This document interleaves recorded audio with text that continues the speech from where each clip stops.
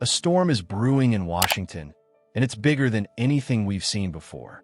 A shocking, anonymous leak has set political circles on fire, revealing a deeply controversial plan within MAGA circles. Lawmakers are allegedly discussing a bold strategy to purge Congress of what they deem traitorous politicians, and the Patriot List, the secret document circulating, has 5 Democrats marked for removal. At the top of that list is Ilhan Omar. The document claims Omar has used her position to shield illegal immigrants, coaching them on how to evade ICE. It's a betrayal of the highest order, and Brandon Gill, one of the key figures behind the leaked information, vows to expose the truth. This could be the spark that ignites a full-scale political purge. But here's the thing. The timing couldn't be more critical. Public outrage over the border crisis is reaching its peak, and MAGA's influence is growing. The pressure is mounting, and the question is this the beginning of something much bigger? As soon as the leak hit, Donald Trump took to Truth Social, sending out a chilling message. The traitors to America are being exposed. Watch what happens next. But was this Trump capitalizing on the chaos for political gain? Or is there something far more dangerous unfolding behind closed doors? Omar's allies quickly scrambled to defend her. Alexandria Ocasio-Cortez, never one to back down, appeared on MSNBC, calling the leak nothing more than an authoritarian attempt by MAGA extremists. They're coming after Ilhan today, AOC warned, but tomorrow they'll come for all of us. The air was thick with tension. Meanwhile, Senate Majority Leader Chuck Schumer summoned an emergency meeting, strategizing how to contain the political firestorm that was threatening to consume the Democratic Party. But Ilhan Omar wasn't backing down either. Appearing on CNN, she blasted the accusations, calling them a racist MAGA smear campaign designed to silence her. But in the halls of Congress, whispers were growing louder.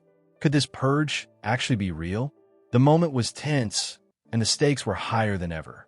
Moderates in the Democratic Party were quietly distancing themselves, fearing the political fallout. Some even began questioning whether Omar was worth defending. Could this be the moment where progressives start to lose ground, isolated and vulnerable? As the days passed, the pressure on Omar grew. Brandon Gill wasn't done yet. He appeared on the House floor, his voice unwavering, dropping an explosive claim. Ilhan Omar has been directly involved in helping illegal immigrants evade ICE. The room froze. He stared down his Democratic colleagues, daring them to deny the undeniable. But he didn't stop there. He claimed the FBI held a secret audio recording that could end Omar's career overnight. The political world was rocked. But why, if this evidence was so damning, hadn't the FBI acted? Was the Biden administration pulling strings to protect Omar?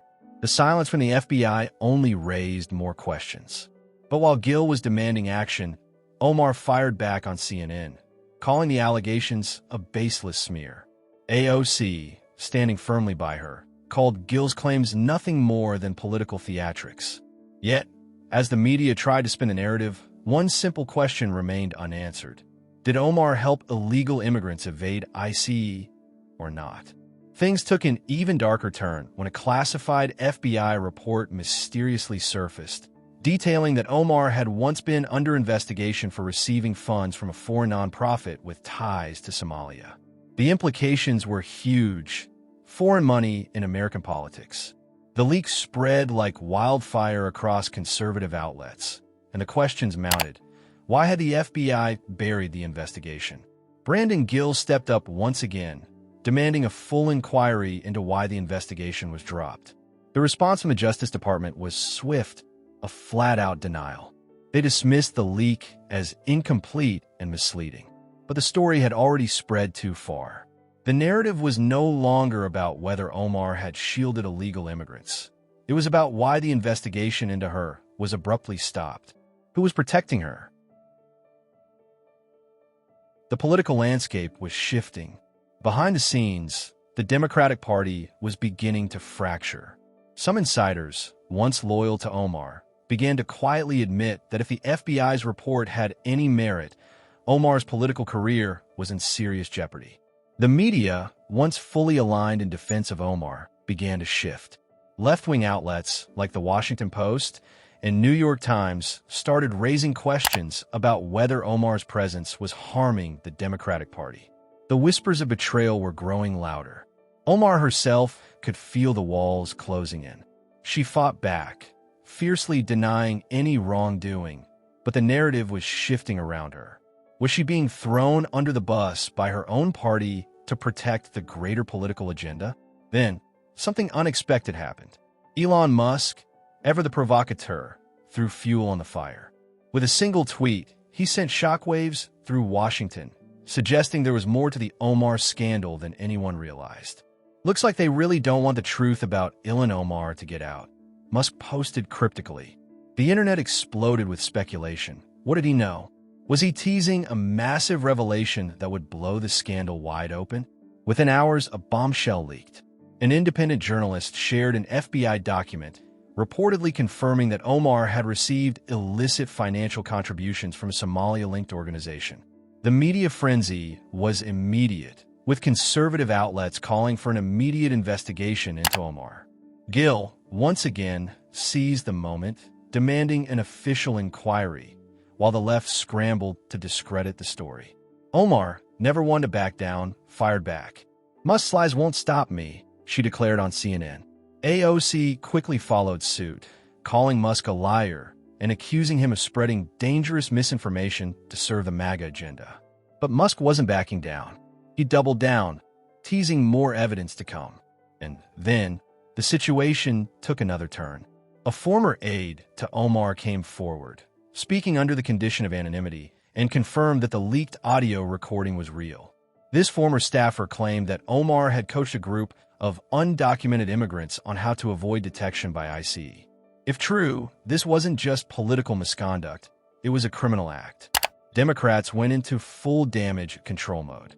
AOC appeared on MSNBC, slamming the whistleblower as a faceless operative used by MAGA to destroy Omar. The pressure on Omar continued to mount. Brandon Gill, now riding a wave of public support, called for a public congressional hearing to investigate the claims.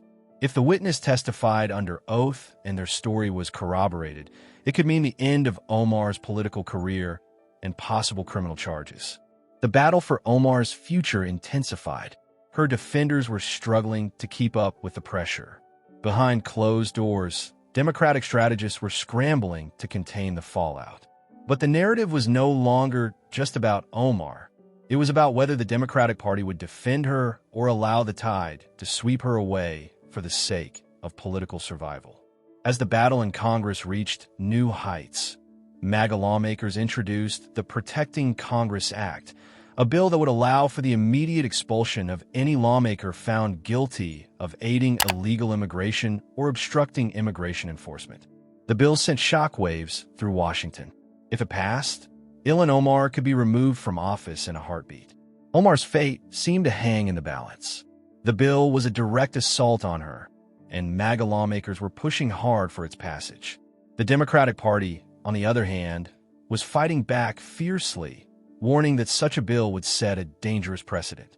"This is how authoritarian regimes rise," AOC declared, by silencing opposition. But MAGA wasn't backing down. They were determined to reshape Congress, one seat at a time. The pressure on Omar grew more intense with every passing day.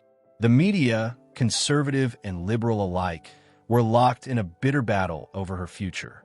As the world watched, the question remained: would the establishment defend Omar, or would they let her fall to save themselves?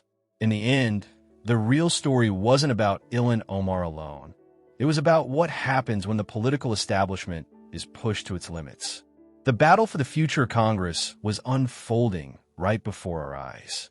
And in a world where power is everything, the stakes couldn't be higher.